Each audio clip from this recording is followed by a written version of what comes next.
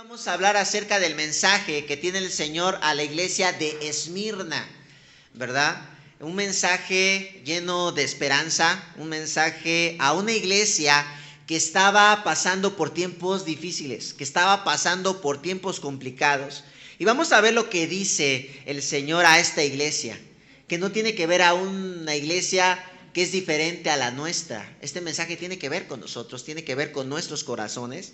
Así es que vamos a leer la escritura y lo que dice hoy en esta mañana en nuestras vidas. Vean lo que dice. Escribe al ángel de la iglesia de Esmirna.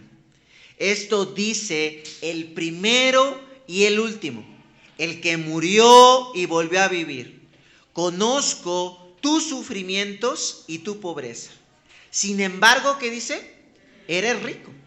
Sé cómo te calumnian los que dicen ser judíos, pero que en realidad no son más que una sinagoga de Satanás. Y vean lo que dice el Señor a la iglesia de Esmirna. No tengas miedo de lo que estás por sufrir. Te advierto que algunos de ustedes, el diablo, los meterá en la cárcel para ponerlos a prueba y sufrirán persecución durante ¿cuántos días? Durante 10 días. Sé fiel hasta la muerte y yo te daré la corona de la vida. El que tenga oídos, que oiga lo que el Espíritu dice a las iglesias. El que salga vencedor no sufrirá daño alguno de la segunda muerte. Y hace 8 días estábamos hablando a que el libro del Apocalipsis no habla simplemente de eventos futuristas. Que siempre cuando abrimos nuestra Biblia y escuchamos que se va a hablar acerca del Apocalipsis, lo primero que viene a nuestra mente es esto, ¿no? Un evento futurista, el fin del mundo. Y veíamos hace 8 días que el libro de Apocalipsis tiene una teología más profunda que esto, que realmente habla acerca de quién es Dios, habla acerca del reino de Dios, ¿verdad? Y hoy en esta mañana vamos a reflexionar, como lo dije, en el mensaje de Dios a la iglesia de Esmirna. Pero ¿quién era la iglesia de Esmirna? Voy a empezar con esto en esta mañana. Era una iglesia que se encuentra en lo que hoy conocemos como Turquía, y a lo largo de la escritura, a lo largo de la historia de la redención, no hay muchas referencias acerca de esta iglesia. La única referencia que tenemos acerca de esta iglesia es la vida de un hombre llamado Policarpo de Esmirna. Y esta referencia no la tenemos en las escrituras, sino que la tenemos gracias a la historia de la iglesia. Y a este hombre llamado Policarpo de Esmirna era conocido como un padre apostólico de la iglesia primitiva. Era un hombre muy importante. ¿Por qué se le llamaba un padre apostólico de la iglesia primitiva? Porque tuvo un contacto directo con los apóstoles. Por eso se le llamaba así, porque Policarpo conoció a los apóstoles y tuvo pláticas con ellos. Así es que Policarpo fue un gran teólogo, pero que murió quemado.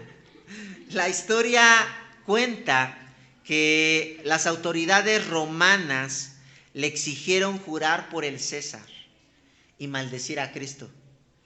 Y que de lo contrario, si Policarpo no hacía esto, iba a ser ejecutado, iba a ser muerto.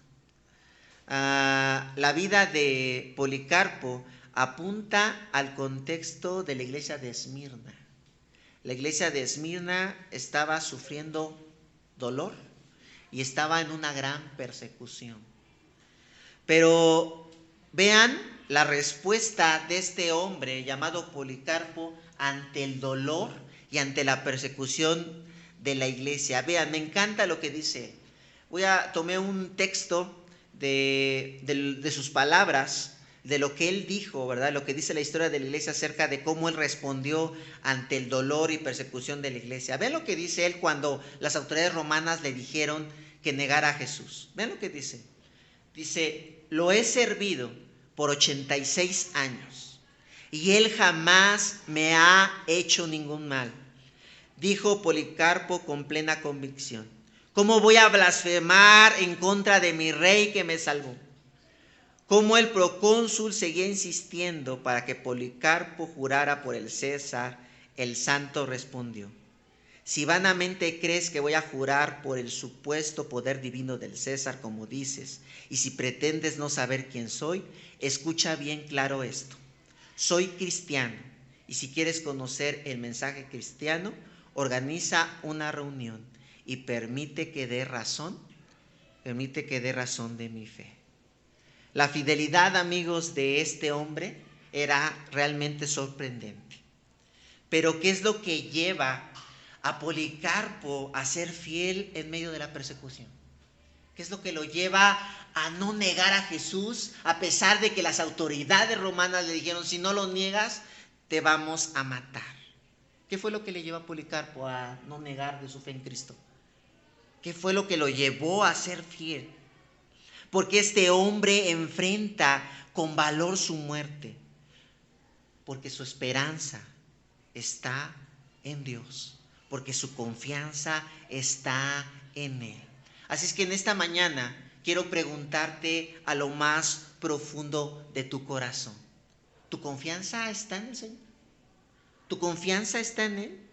¿Crees en verdad que en Él tu vida se puede sostener? ¿Realmente crees esto, iglesia?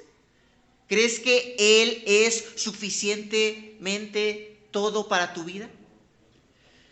Fíjense bien, vivimos en una sociedad que nos anima todo el tiempo a no confiar en Dios, a poner nuestra confianza en nosotros mismos, tal y como afirma un gran ateo llamado André Comte en su libro La espiritual del ateísmo. Vean lo que dice él acerca de que no necesitamos a Dios. Vean lo que dice André Comte.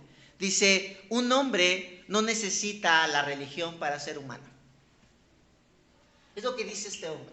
Dice, un hombre no necesita a Dios para ser humano.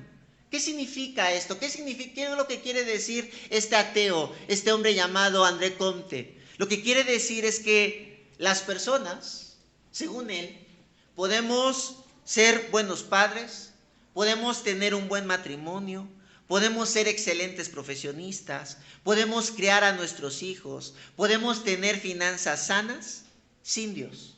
Este hombre piensa que nosotros realmente podemos ser excelentes personas si nosotros nos esforzamos. ¿Sí? Policarpo sabía que no era nada sin Dios, que la iglesia necesita poner su esperanza en Jesús. Sin Él no somos nada. La iglesia de Esmirna era una iglesia que necesitaba colocar su esperanza en Dios. Y el Señor le dice, recuerda poner tu esperanza en mí. Entonces, hoy hablaré de 3 cosas acerca de la esperanza de la iglesia. 3 cosas que tú y yo necesitamos saber para no poner nuestra confianza en nosotros mismos, sino poner nuestra confianza en el Señor. Voy a hablar, número 1, primeramente, de la incredulidad de nuestra esperanza. Voy a hablar después del compromiso de nuestra esperanza. Y finalmente voy a terminar hablando acerca de la permanencia de nuestra esperanza. Así es que voy a hablar acerca de la incredulidad, del compromiso y de la permanencia. Comienzo, número 1, la incredulidad de nuestra esperanza. Vean, vamos a la escritura. Vean lo que dice el Señor a la iglesia de Esmirna y a nuestros corazones en estos primeros versículos. Dice, escribe al ángel de la iglesia de Esmirna. Esto dice ¿quién? El primero, ¿qué dice ahí? Y el último, el que murió y volvió a vivir. ¿Quién es el que está escribiendo estas cosas? Juan, ¿sí? Juan está escribiendo estas cosas. Y después cuando Juan habla acerca del primero y el último, ¿a quién se está refiriendo? A Cristo. ¿Quién está dando el mensaje? Cristo, ¿verdad? Es el que está hablando. Por eso Juan se refiere al alfa y al omega. Ahora, ¿cuál es el mensaje que Jesús quiere dar a la iglesia de Esmirna de acuerdo a estos primeros versículos? ¿Cuál es el mensaje? ¿Cuál es el mensaje central? ¿Qué le dice? que está vivo. Le está diciendo, esto dice el primero y el último, el que murió y volvió a vivir. La iglesia de Esmirna tenía que recordar una verdad que nosotros tenemos que recordar esta mañana. Recordar la muerte y la resurrección ¿de quién? De Cristo. Recordar la muerte y la resurrección de Cristo. Así es que en esta mañana, hoy quiero preguntarte algo muy profundo y que quizá digas, ¿en verdad, pastor, me está preguntando esto? Pero hoy quiero preguntarte algo muy directamente a tu corazón. ¿Crees realmente en la muerte y en la resurrección de Jesús? ¿Crees realmente en la muerte y resurrección de Jesús? ¿Se imaginan a los cristianos de Esmirna escuchando estas primeras palabras de Jesús a ellos? ¿Qué acaso ellos no conocían acerca de Él? ¿Qué acaso ellos no conocían que Él había muerto en la cruz y que había resucitado al tercer día? ¿Por qué Jesús les vuelve a recordar este mensaje a la iglesia? Jesús les vuelve a recordar este mensaje a la iglesia porque la iglesia necesita recordar constantemente que Cristo no ha muerto, que Cristo está vivo. Así es que por eso en esta mañana es tan importante hacerte esta pregunta a lo más profundo de tu corazón. ¿Realmente crees que Cristo ha muerto y ha resucitado? Ahora, voy más profundo. El creer que Cristo ha muerto y resucitado no es tan fácil como tú crees. Implica cosas profundas. Implica reconocer, escucha bien, que eres un pecador y que tú necesitas de Él. La pregunta es, ¿crees esto realmente? ¿Crees realmente que tú eres una persona imperfecta? ¿Crees realmente, verdad, que tú necesitas del Señor? ¿Crees realmente que tú a veces no tomas decisiones adecuadas? ¿Crees realmente que a veces tú no reaccionas adecuadamente ante tu esposo? ¿Crees realmente que a veces tú dañas a tu hijo? ¿Crees realmente que a veces cuando te relacionas con las demás personas no eres siempre el bueno de la película, sino que en muchas ocasiones también eres egoísta, eres envidioso? ¿Crees realmente que eres un pecador? Eso significa creer realmente que Cristo ha muerto y ha resucitado. Pero también significa, amigos, que eres su hijo y por lo tanto Él es tu autoridad. Cuando nosotros decimos, sí, yo creo que Cristo murió por mí y Él ha resucitado. Cuando tú dices eso, entonces tú estás diciendo, ¿sí?, lo que decía el apóstol Pablo, ya no vivo más yo en mí, sino ahora vive Cristo. Eso significa algo muy profundo. Eso significa que tú ya no decides de acuerdo a lo que tú crees que está bien, sino tú estás viviendo no de acuerdo a tu propia voluntad, sino estás creyendo de acuerdo, ¿sí?, a lo que dice Cristo. Así es que les vuelvo a preguntar, ¿realmente nosotros creemos en la muerte y la resurrección de Jesús? ¿Realmente crees en esto? Porque si nosotros no estamos haciendo de Cristo nuestra autoridad, si nosotros estamos viviendo a lo que nosotros pensamos que es lo mejor para nuestras vidas, hoy quiero decirte, ¿sí?, que la resurrección y la muerte de Cristo no la has entendido, que simplemente es una doctrina que tienes aquí en la cabeza, pero que no tienes en tu corazón. Por eso Dios le insiste a la iglesia de Esmirna que creer en la muerte y resurrección de Cristo es algo muchísimo más profundo que simplemente mencionarlo con los labios. Apunta también a que esta vida es temporal, así que nuestras prioridades no están en ella, sino en ¿quién? En Dios. Si tú crees en la muerte y en la resurrección de Cristo, entonces tú vas a creer que todo lo que hay a nuestro alrededor es temporal. Por lo tanto, tu corazón no se va a enfocar en el dinero, por lo tanto tu corazón no se va a enfocar en tu trabajo, por lo tanto tu corazón no se va a enfocar en tus deseos, sino tu corazón se va a enfocar ¿en quién? En Dios. Así es que la pregunta muchísimo más profunda en esta mañana es, ¿realmente tu corazón está enfocado en el Señor? ¿Realmente tu prioridad es Dios? ¿O existen otras prioridades en tu vida? Si existen otras prioridades en tu vida, entonces lo que el Señor te está diciendo en esta mañana es, tú no crees realmente en la muerte y en la resurrección de Jesús. Repito otra vez, tú simplemente crees que es una buena doctrina y te la sabes de memoria y te sabes muchos versículos en donde puedes encontrar que Cristo murió y resucitó, pero realmente no crees en esto como una realidad que ha sucedido en tu vida. ¿Sí? Hoy muchos cristianos, entonces amigos, creen intelectualmente en la doctrina de la muerte y resurrección de Jesús, pero en su corazón hay una gran incredulidad en ella. La iglesia vive como si Jesús estuviera muerto. Repito, la iglesia vive como si Jesús estuviera muerto. La pregunta en esta mañana es bien fuerte a nuestros corazones, bien fuerte.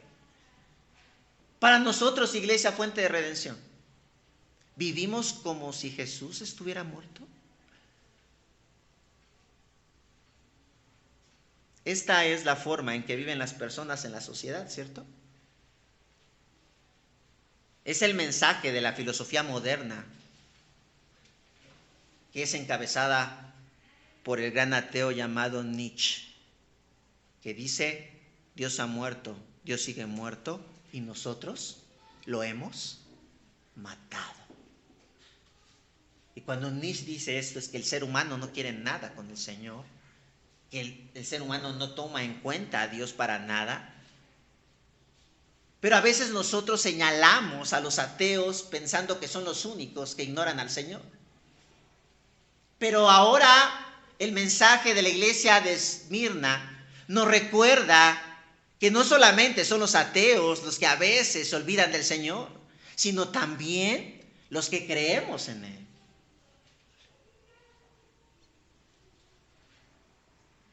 La iglesia de Cristo está matando al Dios del Evangelio con su incredulidad. Así es que viene una pregunta más fuerte en esta mañana. ¿Vives todos los días recordando la muerte y resurrección de Jesús? ¿Vives todos los días recordando la muerte y resurrección de Jesús? Pero ya te dije en esta mañana algunas implicaciones, algunos ejemplos de lo que significa vivir de esa manera. No solamente recordando la doctrina.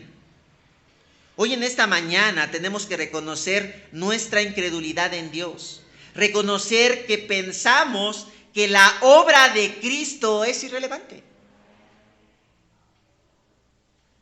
Por eso Dios no tiene nuestra prioridad. Porque creemos que su muerte y resurrección no tiene poder sobre nosotros. Porque cuando tenemos un problema en el matrimonio, ¿sí?, y le decimos a la pareja, acércate al Señor, lo que necesitas es venir a Él, reconocer tu pecado. ¿Qué es lo que decimos? ¿Realmente creemos que Dios puede cambiar a tu esposo y puede cambiar a tu esposa? No lo creemos. Pensamos que somos nosotros quien podemos cambiarlo. Entonces, cuando tú dices eso, lo que estás diciendo, repito, es realmente que no crees en la resurrección y en la muerte de Cristo. Dios está muerto. ¿Cuántos de nosotros, verdad, no solamente hablando de problemas en el matrimonio, cuántos de nosotros, verdad, confiamos realmente que quien puede cambiar el corazón de nuestros hijos, quien puede guiarlos realmente es el Señor? Si realmente creyéramos que la muerte y la resurrección de Cristo tiene poder sobre nuestros hijos, nosotros estuviéramos preocupados porque ellos conocieran del Señor. Pero nosotros no estamos preocupados por eso. Lo que menos hacemos con ellos es leer la Biblia con ellos, orar con ellos, preocuparnos por su corazón, ver qué tan pecadores son, sino todo lo contrario, ¿verdad? No lo hacemos. ¿Esto qué indica? Que para nosotros Jesús está muerto. Como iglesia, ¿verdad? ¿Cuántos de nosotros nos interesamos por orar por ella? ¿Cuántos de nosotros, vean, nos preocupamos por estar orando por nuestra iglesia? ¿Para qué oramos si el Señor no nos escucha? ¿Para qué lo hacemos si el Señor realmente no nos responde? Porque pensamos que Jesús está muerto, porque pensamos que no tiene poder, que realmente no puede hacer cosas maravillosas. Si creyéramos en la muerte y resurrección de Cristo, la iglesia estuviera orando, la iglesia estuviera hambrienta de conocer al Señor, la iglesia estuviera hambrienta de conocerle íntimamente, pero esto realmente no sucede. Porque esto evidencia, ¿verdad?, realmente que Dios no es nuestra prioridad. En nuestras finanzas. Dice, ahí va el paso para allá, quiere dinero. No, pero es un ejemplo nada más. Es un ejemplo nada más. No les voy a preguntar, pero háztelo. ¿Ocupa un lugar importante tus finanzas en el Señor? La realidad es que a veces no ocupa. ¿Qué significa eso? Pues que no es importante para ti. Voy a hacer algo bien fuerte, voy a hablar algo de bien fuerte, porque eso habla también de nuestra prioridad del Señor. ¿Quién de nosotros nos preocupamos por la iglesia? ¿Quién de nosotros nos preocupamos, por ejemplo, a veces de decir, oigan, ¿y ya habrán pagado la renta? ¿Nos preocupamos por la iglesia de Cristo a veces?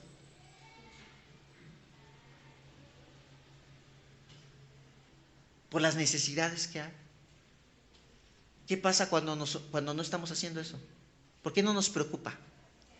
Porque Cristo no es nuestra ¿qué? Nuestra prioridad. Esto está provocando una nueva religión, no el cristianismo. Una religión donde Dios es definido de acuerdo a nuestros intereses. Dios es quien yo digo que es. No estamos hablando acerca del Dios que murió y resucitó. ¿Te das cuenta que creer en la muerte y resurrección de Cristo no es simplemente afirmar lo que la Biblia dice o lo que yo creo? La pregunta es, ¿así vives tu fe en Cristo? ¿Cómo la estás viviendo? Si tú eres un no creyente en esta mañana, o alguien que está interesado o está empezando a conocer, o inclusive un creyente maduro, te estás dando cuenta que la muerte y resurrección de Cristo no solo es un deseo o una idea que tienen los cristianos para vivir para siempre, sacado de un libro religioso. Porque eso pensamos a veces, ¿no? ¿Por qué crees en la muerte? Sí, pues es que creo en esto porque pues, cuando me muera voy a ir al cielo. ¿Y ya? No, es una realidad histórica que cambia las vidas de las personas y apunta ¿a dónde? Por supuesto a la eternidad. Pero es algo que realmente sucedió, es algo realmente que es verdad, algo que no solamente es una utopía, como muchas personas piensan. Los cristianos se crearon esta utopía de la resurrección para que pues tengan una esperanza de que si se mueren se van al cielo. Y nada más, pero no es verdad. Pero la gente, fíjense bien, tiene mucha razón en pensar esto de nosotros, que lo creemos como una utopía, porque nosotros realmente no reflejamos que creemos en la muerte y en la resurrección de Cristo. Por eso dice el apóstol Pablo en 1 Corintios 15, ¿lo recuerdan? Si no hay resurrección, entonces ni siquiera Cristo ha resucitado. Y si Cristo no ha resucitado, nuestra predicación, ¿qué dice? No sirve para nada, como tampoco la fe de ustedes. Aún más, resultaríamos falsos testigos de Dios por haber testificado que Dios resucitó ¿a quién? A Cristo, lo cual no habría sucedido si en verdad los muertos no resucitan. Porque si los muertos no resucitan, tampoco Cristo ha resucitado. Y vean lo que dice el apóstol Pablo. Y si Cristo no ha resucitado, la fe de ustedes es ilusoria. Y todavía están ¿en dónde? Vean lo que dice. Y todavía están en sus pecados. ¿Por qué no cambiamos? Porque no creemos realmente en la muerte y resurrección de Cristo. Porque creemos que es solamente una fantasía, los que crecimos en una iglesia cristiana con familia cristiana, algo que mi papá me dijo y que tengo que creer. No lo he vivido, yo no lo he experimentado, pero mi papá me dijo que Cristo murió y resucitó. Y entonces, lo creo, ¿no? Pero no lo vivo, no lo experimento. Por eso seguimos siendo las mismas personas. Sin arrepentimiento, ególatras, soberbios. ¿Sí? Fíjense, y sigue diciendo el apóstol Pablo, en este caso también están perdidos los que murieron, ¿qué dice? En Cristo. Si la esperanza que tenemos en Cristo fue solo para esta vida, seríamos los más desdichados de todos los mortales. Si la resurrección de Cristo no fuera verdad, entonces el cristianismo sería simplemente una religión que nos da buenos consejos. Vean, si tú crees, y eso nos pasa, si tú no crees en que Cristo resucitó y murió realmente, lo primero que te viene a la mente es que el cristianismo, ¿de qué se trata? De portarte bien. Pero cuando ves a Cristo y a la resurrección, puedes ver que el cristianismo no se trata de portarte bien. El cristianismo es una religión única. El cristianismo no es parecido a las otras religiones. El cristianismo es la única religión que dice que nuestra salvación nosotros no la ganamos, sino ha sido ganada por Dios en la cruz. Y que se nos ha dado por gracia. Y que gracias al sacrificio de Cristo en la cruz nosotros podemos ser salvos. Y que en esa gracia que somos salvados también nos transforma. Esto es el cristianismo. Así es que la resurrección de Cristo nos enfoca realmente la fe en la cual nosotros estamos viviendo. Entonces, la iglesia es llamada a creer que Cristo ha resucitado. A buscar entender esta verdad todo el tiempo. Todo el tiempo. No se trata simplemente de una bonita tradición o algo imaginario. Es verdad. Esto implica vivir una vida que exprese todo el tiempo que Cristo está vivo. El vivir de esta manera no es fácil, amigos. No es fácil. Hay muchas cosas que nos van a desanimar, ¿cierto? Y esto tiene que ver con nuestro segundo punto, el compromiso de nuestra esperanza. Vean, Dios entonces le dice a Esmirna, recuerda la obra de Cristo, recuerda que Cristo ha muerto, que Cristo ha resucitado, acuérdate de esto, ¿sí? Pero vean lo que le dice después. Conozco tus sufrimientos, ¿y qué dice? Vean, síganme con su mirada porque esto es muy fuerte. Conozco tus sufrimientos y tu pobreza. Sin embargo, ¿qué le dice? Eres rico. Sé cómo te calumnian los que dicen ser judíos, pero que en realidad no son más que una sinagoga. ¿De dónde? ¿De quién? De Satanás. No tengas miedo de lo que está por sufrir. Te advierto que algunos de ustedes el diablo los meterá en la cárcel para ponerlos a prueba y sufrirán persecución durante ¿cuántos días? 10 días. La iglesia, amigos, a pesar de su fe en Cristo, no va a tener todo lo que desea por parte de Dios. ¿Qué les parece esto? Voy a repetirlo lentamente. La iglesia, a pesar de su fe en Cristo, no va a tener todo lo que desea por parte de ¿quién? ¿Te gusta escuchar esto? Dice Mari, no me gusta. Pero es la verdad. ¿Te llena de esperanza? ¿Te llena de esperanza saber, por ejemplo, las personas solteras te digan, pues yo estoy orando por un novio, estoy orando por una novia? Que el Señor te diga, no te lo voy a dar. ¿Te llena de esperanza eso? O las personas que están luchando por tener un hijo y que diga el Señor, no te lo voy a dar. ¿Qué les parece esto? ¿Qué le esperaba a la iglesia de Esmirna? Al contrario. Vean. Primero le dice, te espera pobreza.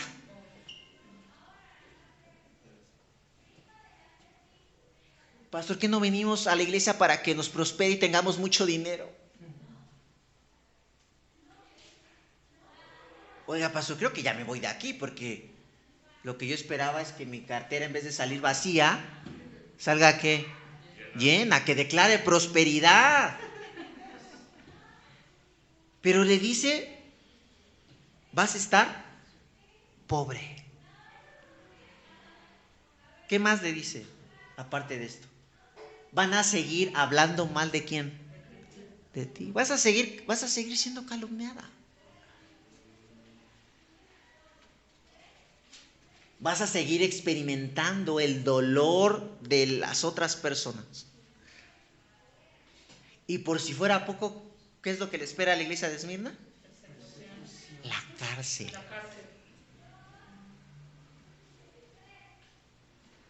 De esto se trata ser cristiano. ¿Qué les parece? Quizá muchos que están escuchando esto van a decir, pues vámonos de aquí mejor. Esto es horrible. A ver, pastor. ¿Qué acaso el Dios del Evangelio no es un Dios todopoderoso? ¿No es un Dios que es bueno? ¿Por qué hace estas cosas? ¿Se burla de nosotros? El Señor dice, no me estoy burlando de ti. Simplemente no quiero hacerlo. Y aquí viene la pregunta. Fuerte.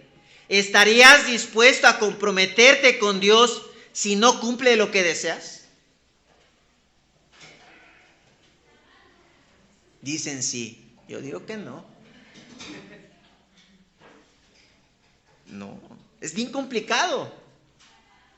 ¿Por qué las personas nos vamos de la iglesia? Llegamos bien emocionados, ¿no? Le decimos, quiero conocer al Señor. Y de repente estás en la iglesia y dices, híjole, y empiezas a ver, oiga, pero mi esposo no cambia. Mis hijos no cambian. Sigo sin trabajo. Y realmente estoy sufriendo. ¿Y qué hacemos?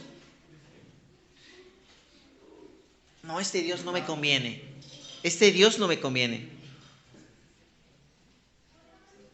Porque las personas queremos que Dios cumpla nuestros ¿qué?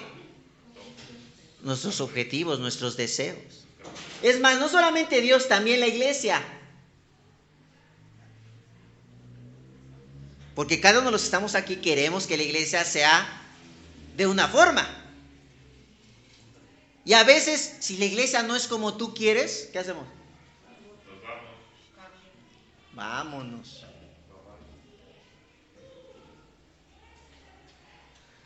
El separarnos de Dios por nuestros deseos no cumplidos apunta a que nuestra esperanza está en la resurrección y en la muerte de Cristo.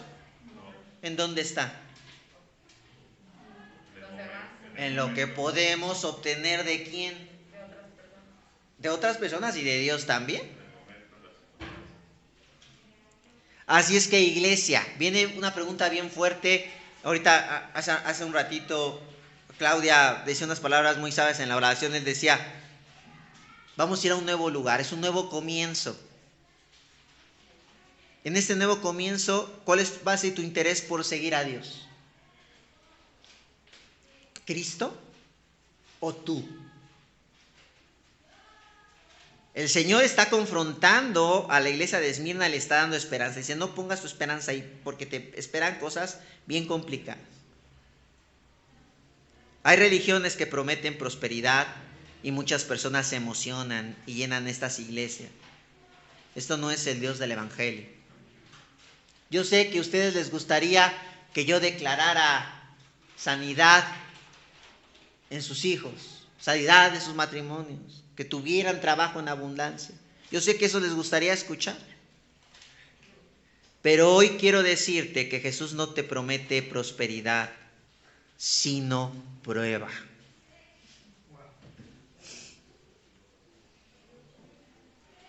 ¿Qué parece esto? Hoy quiero decirte que Jesús no te promete prosperidad, sino prueba.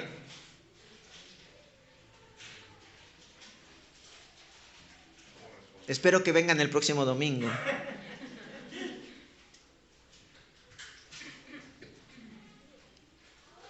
Pero no quiero dejarlos así. Vean en medio de todo este panorama oscuro, qué es lo que le dice Dios a Esmirna. Sin embargo, ¿eres qué? Rico. Y a lo mejor muchos dicen, ya sé para dónde va, pastor. Todo el tiempo me han predicado esto, de que no tienes dinero, pero eres rico porque tienes a Jesús. ¿No?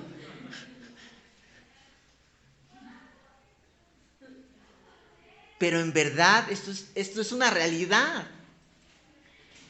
La iglesia de Esmirna tiene que mirar todo lo valioso que tiene en ¿quién? En Cristo. La pregunta entonces es para ti, ¿qué valor tiene Cristo? ¿Es algo valioso? ¿Es realmente algo que para ti es muy importante? Y regresamos otra vez a la muerte y resurrección. Cuando la muerte y resurrección es una realidad y una verdad, entonces entiendes que Cristo es realmente algo valioso. El mayor bien que tenemos en Cristo es que Él está en nuestra vida. Quiero repetir esto. Yo sé que muchas veces te lo han dicho o quizá tú te lo has repetido. El mayor bien que tenemos los cristianos es que tenemos a Cristo en nuestra vida. Ahora, ¿qué significa esto? ¿Qué significa esto? Todas las personas, amigos, estamos buscando vida en otro lado. ¿Están de acuerdo? Plenitud en muchas cosas. ¿En dónde buscamos la vida? ¿En el trabajo? ¿En dónde más? ¿En el dinero? ¿En dónde más? ¿En la salud? ¿En dónde más? ¿En las amistades? ¿En dónde más? En la zona de confort, en el reconocimiento de los demás, en el éxito, en las posesiones. Cuando tenga esto, realmente yo voy a ser ¿qué? Feliz. El conocer a Cristo nos libera de buscar la vida allí. El Evangelio nos dice que todas estas cosas no van a satisfacernos. El Evangelio nos dice que todas estas cosas no son valiosas como nosotros creemos. La resurrección de Jesús, su esperanza, nos va a decir, si me tienes a mí, te vas a dar cuenta de todo lo valioso que realmente tienes. ¿Qué cosas valiosas tenemos en Cristo? Díganme, enumérenlas. Eso es una. Tenemos el perdón. ¿Es algo valioso? No. Pero a veces creemos que no es así. Pero eso es realmente algo valioso. Tenemos la oportunidad de tener una relación ¿con quién? con Dios directamente, gracias a Cristo. Pero a veces no vemos esa importancia. ¿Por qué no lo vemos tan importante? Porque no creemos realmente en la obra de muerte y resurrección de Cristo. Tenemos algo otro valioso, aparte de que tenemos el perdón de nuestros pecados. ¿Qué otra cosa tenemos? Somos hijos de Dios. Eso significa que Dios nos está cuidando y nos está protegiendo todo el tiempo. Nos está guiando. ¿Esa es una bendición o no? ¿La cambiarían por algo de esta vida? Dice no, pero yo estoy seguro que sí la cambiaríamos. La cambiamos.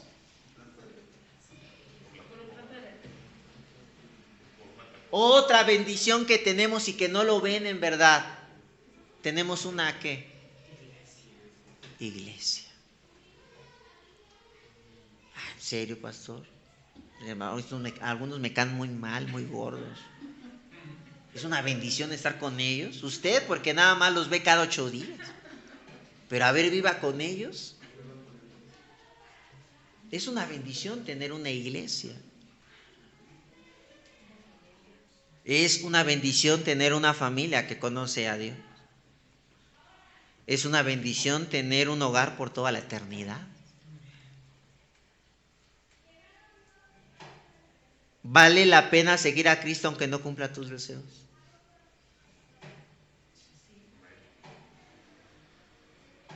¿Están dispuestos a aguantar a que un día nos van a decir, tienes cáncer, vas a morir? ¿Están dispuestos? ¿Están dispuestos a que un día, o están dispuestos a que el Señor les va a decir, ¿sabes qué? Tu esposo y tu esposa van a seguir así. Y dices, ching, pues ¿cuánto me falta? Tengo 40, nada más, Señor, que muera a los 50, por favor. ¿No? ¿Estás dispuesto a sufrir el dolor, la prueba? La esperanza cristiana rompe con nuestra visión egoísta, pensar que Dios gira alrededor nuestro.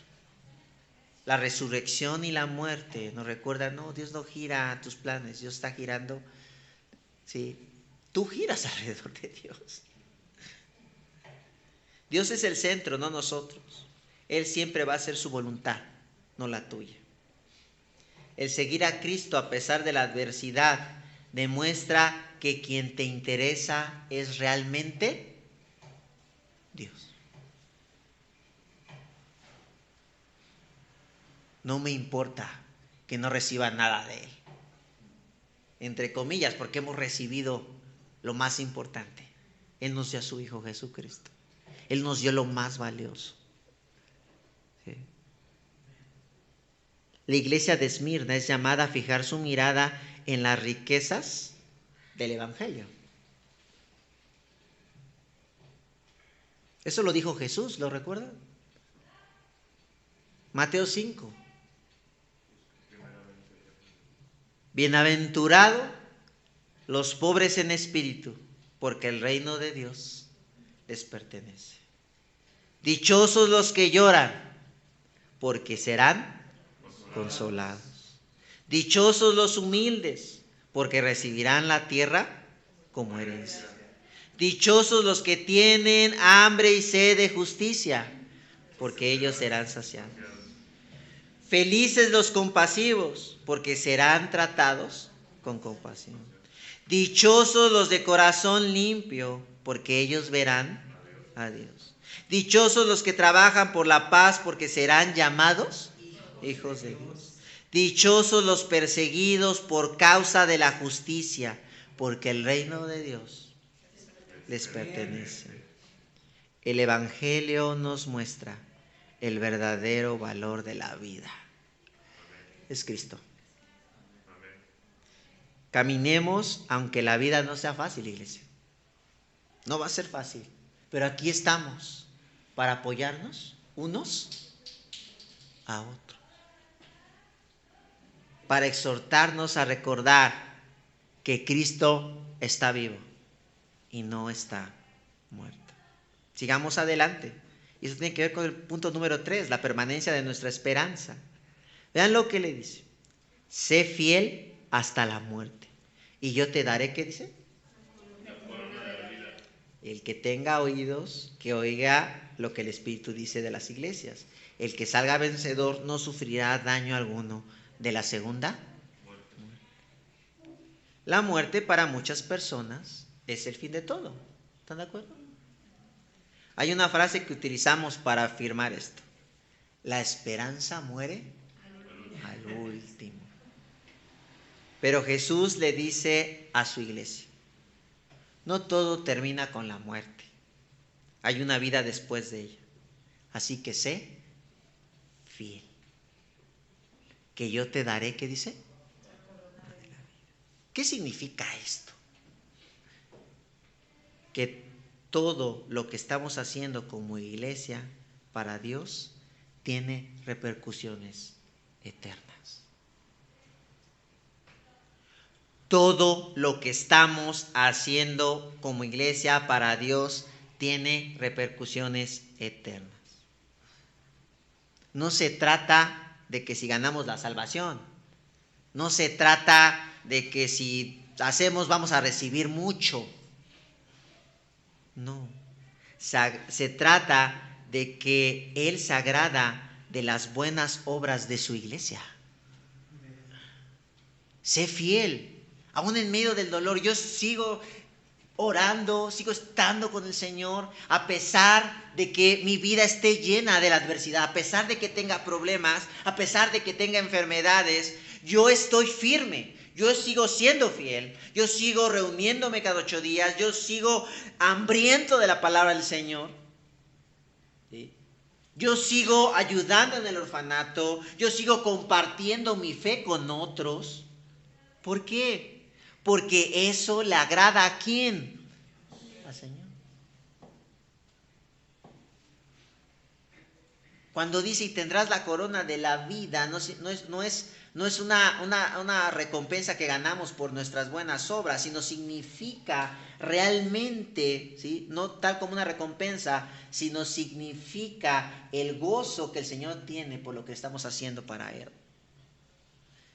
Así que como iglesia somos llamados a seguir predicando el Evangelio, ayudar a los huérfanos, al necesitado, porque esto agrada al Señor. Es lo que Cristo llamó a hacer a su iglesia. La pregunta es, ¿estamos agradando al Señor como iglesia?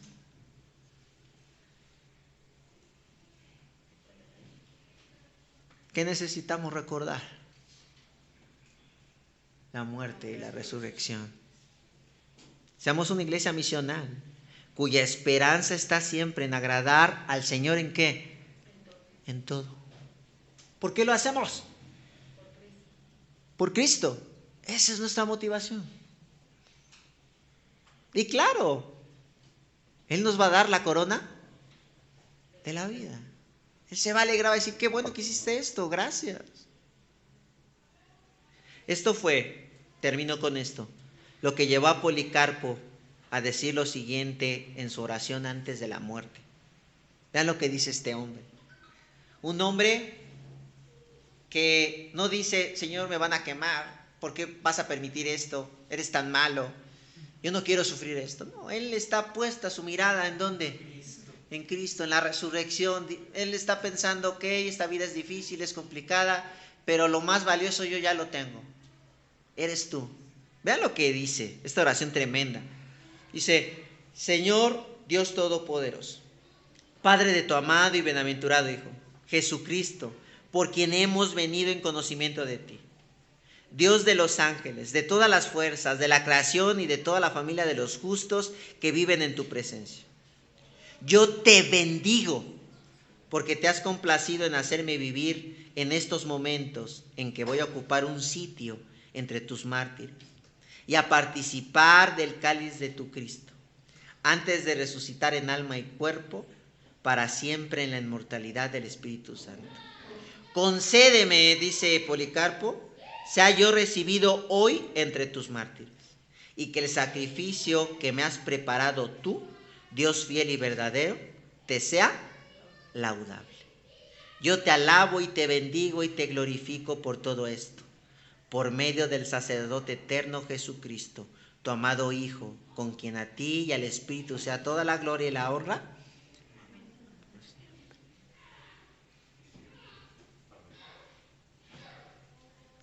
Que este sea nuestro fin, agradar al Señor todo el tiempo.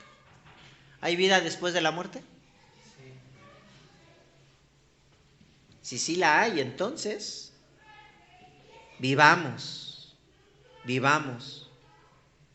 realmente como si existiera. No sigamos viviendo, iglesia, como si esta vida fuera eterna. ¿Sí? Arrepintámonos delante del Señor y reconozcamos, al igual que la iglesia de Esmirna, necesitamos aferrarnos a la esperanza que hay en Cristo Jesús. Vamos a orar ahí en nuestros lugares. Señor, gracias por la oportunidad que nos das de poder recordar que tú vives. Gracias, Señor. Queremos pedirte perdón porque a veces simplemente creemos en tu resurrección como una doctrina, como una tradición que tenemos que creer. Pero no nos damos cuenta, Señor, que esto realmente es algo real que sucedió y que ha transformado la vida de muchas personas. Señor, perdónanos porque a veces nosotros simplemente queremos comprometernos contigo por lo que tú nos das. Señor, queremos seguirte precisamente porque tú has dado tu vida por nosotros y nos has dado una nueva identidad como hijos tuyos. Esa es la razón por la que queremos adorarte y queremos servirte todo el tiempo en agradecimiento. Queremos, Señor, deleitarnos en ti y que tú, Señor, también te deleites en nosotros por lo que hacemos, buscando siempre, Señor, que otras personas te conozcan y que esta ciudad te conozca. Ayúdanos, transforma nuestra iglesia, transforma a las personas que vienen a ella. Gracias, Padre, por todo lo que haces. En el nombre de Cristo Jesús. Amén.